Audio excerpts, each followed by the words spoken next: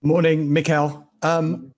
Just given the cup form, is this game almost a welcome distraction from what's happening in the league? And do you perhaps see it as a game that could kickstart your season again? Well, this is what we want to use it for, and as well because it's a competition that we want to try to win. We had two difficult opponents before that with Leicester and Liverpool. We managed to beat them both, and now we are playing at home, and we are one step closer to Wembley. So it's a really nice game for us to play because this is the type of game that we are looking for through the season. It's approaching a year in charge for you at the club. I'm sure you couldn't have imagined the position you'd be in the league at this stage. But is the job proving more difficult than perhaps you envisaged when you took it?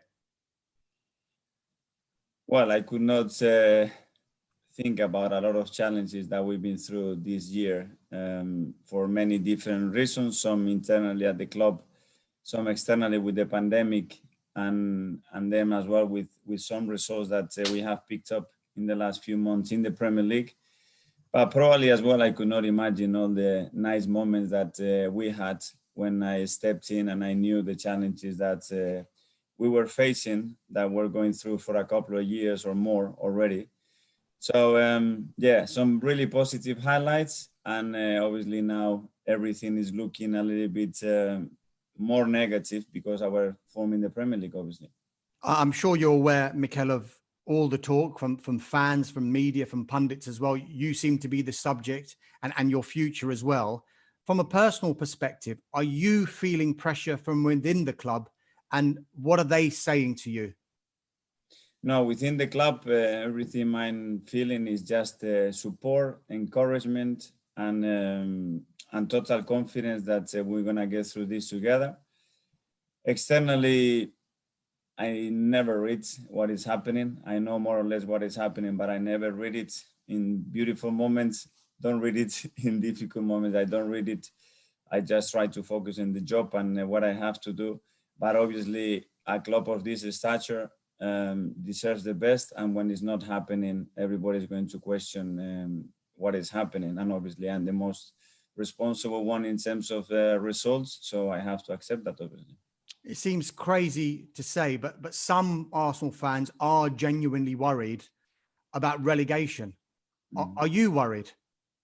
Well, when you are in this position and we have the points that we have at the moment, you have to look and be careful because we haven't been a lot of time in this position. I think last year when I came in, we were in a very similar position and the same talk was around the place. It's normal because we need to start picking up points and then forget about it and start to look on the table much further.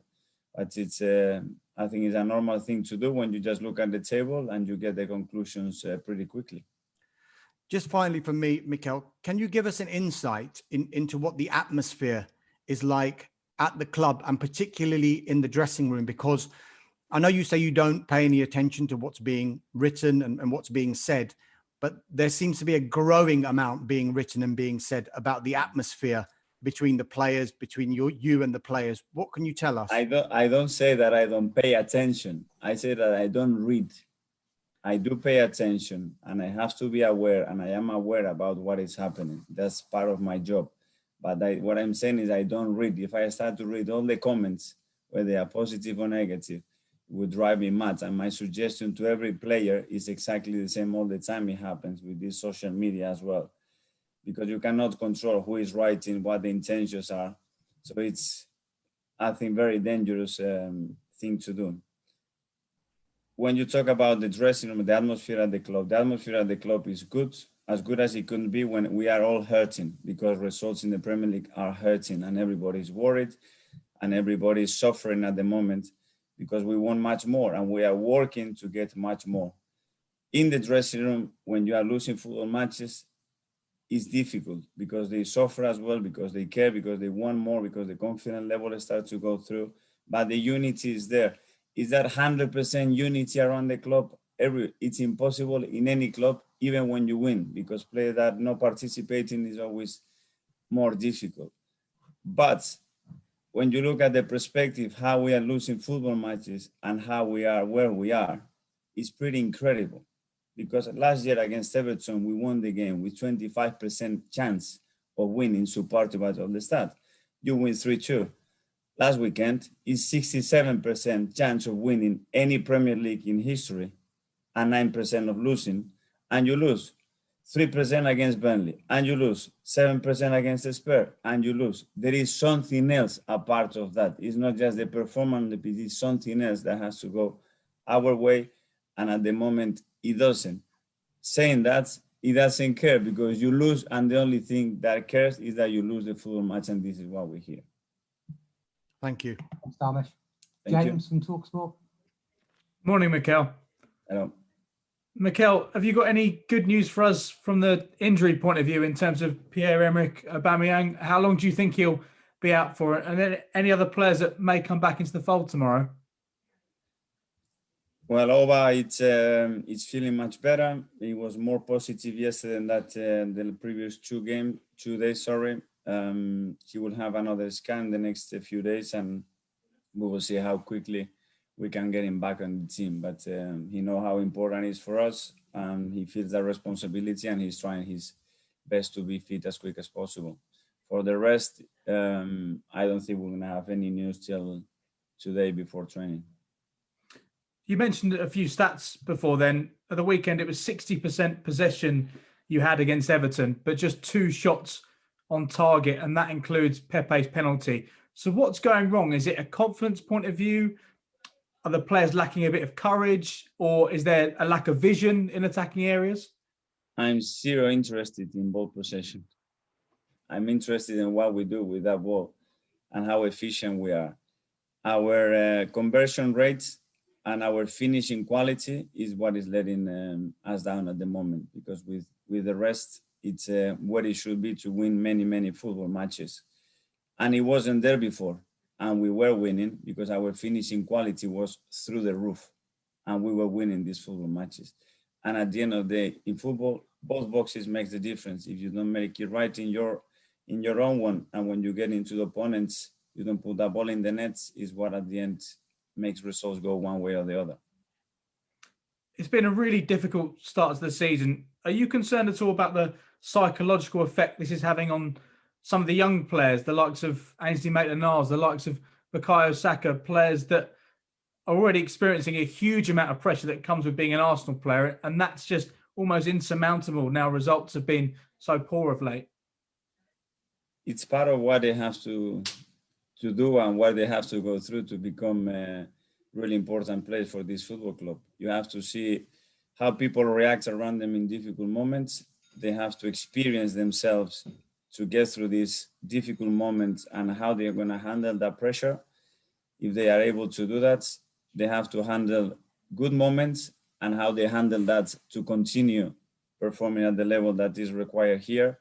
So it's another experience for them. And I must say that they've been much more mature, responsible, and efficient than I was expecting. So in my opinion, they are doing really well.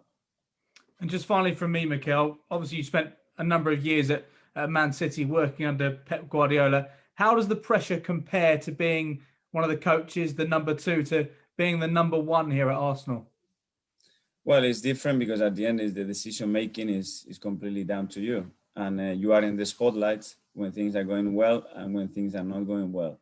And that's the biggest difference. There are a lot of similarities in certain areas, but it's nothing to do like being obviously the main man and the decision maker, and that changes it all. Brilliant. Thanks for your time. Thanks to you. James. Mark at the Press Association. Morning, Mikel. Hi, Mark. We all saw what a lift the FA Cup win gave the club last season, despite the Premier League campaign and finishing 8th. Given what's happening in the league at the moment, would going all the way in the Carabao Cup be enough for you and the club this season? It's not being enough isolating just one competition. We will have to play every competition to try to win it. Last year we managed to win 2 of those, and we have a really nice opportunity because we've done really well in the competition this year, and tomorrow's game is another step forward to be closer to winning another trophy, and this is what we are going to try to do. But that doesn't mean that then it's going to reflect on the rest or it's going to look better, because at the moment whatever happened in any other competition, what we do in the Premier League is nowhere near where we should be.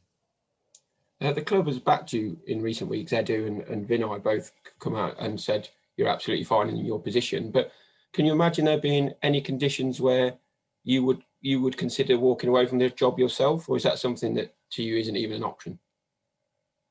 I don't like to think about those steps because I'm going to be thinking in a negative way, and I cannot do that. At the moment, I have to try to be as positive as I can, believe in what we're doing, try to modify things to make it work it better, and stay strong. We're going through a lot of difficulties. Last thing we want to be thinking is a lot of more problems coming up in the next few months. I'm not in that state of mind. I know the responsibility that I have and why I am here.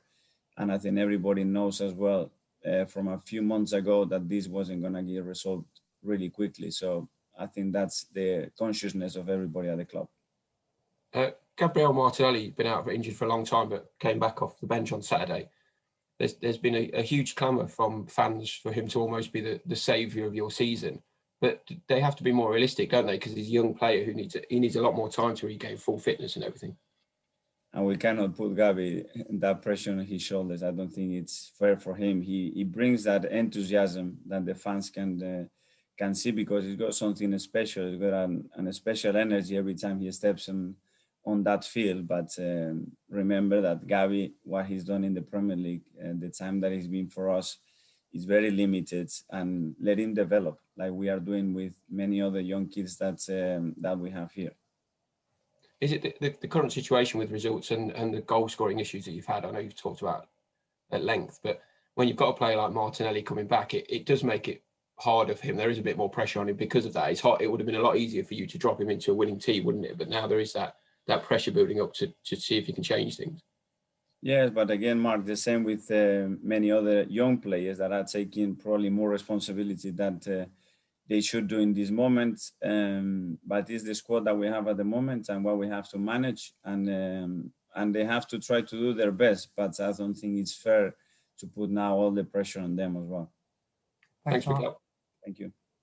Nick Callow from Haters. Yeah, morning, Mikel. You were saying that Aubameyang's got to have a scan, so presumably he's definitely out of this match. And would you have played your Europa League Cup side in this game anyway? Well, let's see how the boys are today. Auba is not fit for tomorrow, that's for sure. He won't be playing tomorrow. And we will see who is available because we have a few doubts as well in other positions. But we want to get, obviously, a very competitive team because we know the level of City and we want to win the game tomorrow. So far as you're aware, are players such as Reece Nelson and Flo Balogun available to be in the squad or on the bench? Or a possibility. Possibility, okay. You mentioned earlier about being a player in these situations and players getting upset all the time. You can never have 100% unity. What were you like as a player when things weren't going in the club's favour? I like to look around me, whether it's a staff, coach, players, and I want to see fighters. Normally when that happens, you have two types of people, fighters and victims. You just need fighters. You don't want any victims. Victims bring excuses, victims bring negativity, and they start to blame anything that is happening around them or that is not going for them. What you need is just people who fight, people who contribute, and people are ready to give everything to the cause in these moments. You discussed before, just a final question about still learning as a manager, obviously, because it's only been 1 year, but you have been in that assistant's role. You've got 3 assistant managers technically on your staff. Who do you turn to? Do you have meetings with the 3 of them to discuss plans? How does that work? Yes, I have a lot of different people with different backgrounds, some of them with huge experience, more than 25 years in this league, with different managers that they've been through almost everything in football. And I think it's very important to complement my skills and the things that I haven't been through because it's very much needed. But I believe you, even they've been here 25 years in this Premier League, some of the things that we have experienced in the last year, they've never been through still, because it's the most weird and uncommon year in history. But they are really useful and really important for me, Nick. So the dynamic, do you say to them, look, if you think I'm doing something wrong or you think I could do something better, please tell me? I am very harsh on myself, believe me. And we have a really open relationship and discussions to evaluate everything that we are doing constantly. What can we change? What can we alter? The things that are working, how can we maintain them? How can we give players a lift? How can we be more stable in the club? It's a lot of things that we discuss all the time, not only with them, but the same relationship I have with the Edu, the same with the board and members of the staff here, that we are constantly, this is not about a man making all decisions. It's about how we can make this function better. Okay, cheers. Thanks, Thanks, Tom. Good luck tomorrow. Thank you. We move on to embargo of 10